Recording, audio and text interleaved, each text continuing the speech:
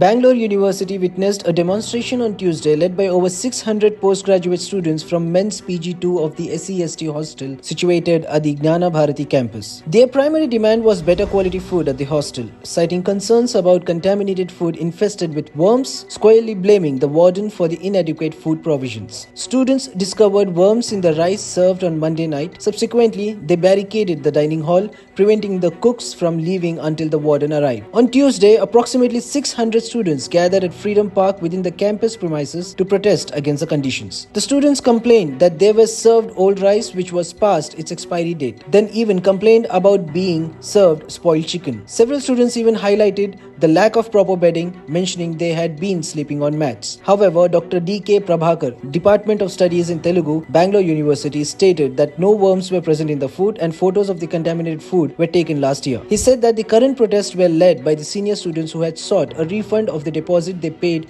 before joining the hostel. Due to delay in refunding the deposit, students have initiated this protest. However, he acknowledged the shortage of the bed facilities and said the administration is trying to meet bed requirements. MC Sudhakar, Karnataka's Minister of Higher Education, urged the Vice Chancellor to address the issue seriously, recommending action against both the warden and the cooks. Bengaluru ವಿಶ್ವವಿದ್ಯಾಲಯದ ವಸತಿ ನಿಲಯದ PG2 Ambedkar boys ಹಾಸ್ಟೆಲ್ನಲ್ಲಿ ವಾರ್ಡನ್ಗಳಾದ doctor DK. Prabhakar ಅವರು ಮತ್ತು doctor Ramakrishna ಅವರು ವಿದ್ಯಾರ್ಥಿಗಳಿಗೆ ದೊರೆಯಬೇಕಾಗಿರ್ತಕ್ಕಂಥ ಮೂಲಭೂತ ಸೌಕರ್ಯಗಳನ್ನು ಗುಣಮಟ್ಟದ ಆಹಾರವನ್ನು ಸರಿಯಾಗಿ ನೀಡುತ್ತಿಲ್ಲ. ಇದಕ್ಕೆ ಸಂಬಂಧಪಟ್ಟಂಗೆ ಸಾಕಷ್ಟು ಬಾರಿ ನಾವು ಓಟಗಳನ್ನು ಮಾಡದಿದ್ದೀವಿ, ನನ್ನ ಸ್ನೇಹಿತರೆಲ್ಲ ಮಾಡಿದ್ರು.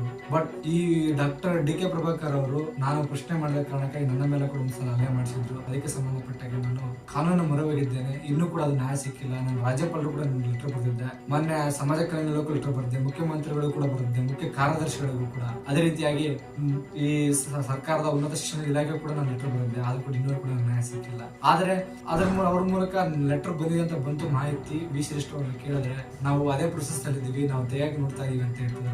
ಇವತ್ತು ಕೂಡ ಡಾಕ್ಟರ್ ಡಿ.ಕೆ. ಪ್ರಭಾಕರ್ ಅವರನ್ನ, ಡಾಕ್ಟರ್ ರಾಮಕೃಷ್ಣ ಅವರನ್ನ ಇವತ್ತು ಕೂಡ ಆ ಸ್ಥಾನದಿಂದ ವಜಾಗೊಳಿಸಿಲ್ಲ. ತುಂಬಾ ದುಃಖದ ವಿಚಾರಣೆ ಅಂತ ಹೇಳ್ಬೋದು. ಯಾಕಪ್ಪ ಅಂತಂದ್ರೆ ಇಲ್ಲಿ ವಿದ್ಯಾರ್ಥಿಗಳಿಗೆ ಸಾಕಷ್ಟು ರೀತಿಯಿಂದಲೂ ಕೂಡ ಇವತ್ತು ಅನ್ಯಾಯ ಆಗ್ತಾ ಇದೆ. PG ವಿದ್ಯಾರ್ಥಿಗಳ ಗೋಳನ್ನು ಇವತ್ತು ಯಾರು ಕೇಳಂತ ಪರಿಸ್ಥಿತಿಯಲ್ಲಿ ಇಲ್ದಂತ ಆಗಿತ್ತು. ದುರದೃಷ್ಟದ ಸಂಗಾತಿ ಅಂತ ಹೇಳಕ್ಕೆ ಇಷ್ಟಪಡ್ತಾ ಇದ್ದೀನಿ. ಅಲ್ಲಿ ಹುಳ ಬರ್ತಕ್ಕಂಥ ಊಟ ಕೊಡ್ತಾ ಇಲ್ಲ, ಸರಿಯಾಗಿ ಮೂಲಭೂತ ಸೌಕರ್ಯಗಳು ಸಿಗ್ತಾ ಇಲ್ಲ, ಅಂಧ ವಿದ್ಯಾರ್ಥಿಗಳ ಊಟನೇ ಸಿಗೋದಿಲ್ಲ.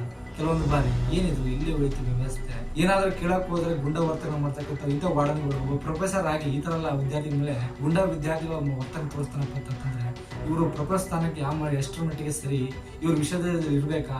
ಇಂಥವ್ರನ್ನೆಲ್ಲ ವಿಶ್ವವಿದ್ಯಾಲಯದಿಂದ ವಿಷಯ ಅವರು ಅಮಾನತುಗೊಳಿಸಬೇಕಾಗಿತ್ತು. ಬಟ್ ಅವರು ಯಾಕೆ ಅಮಾನತುಗೊಳಿಸ್ತಾರೆ ಅಂತ ನಮ್ಗೆ ಗೊತ್ತಾಗ್ತಿಲ್ಲ. ದಯವಿಟ್ಟು ಮಾಧ್ಯಮ ಸೋದರರು ನಮಗೆ ಈ PG2 ವಸತಿ ನಿಲಯಕ್ಕೆ ಒಂದು ನ್ಯಾಯವನ್ನು ಒದಗಿಸಿಕೊಡ್ಬೇಕು.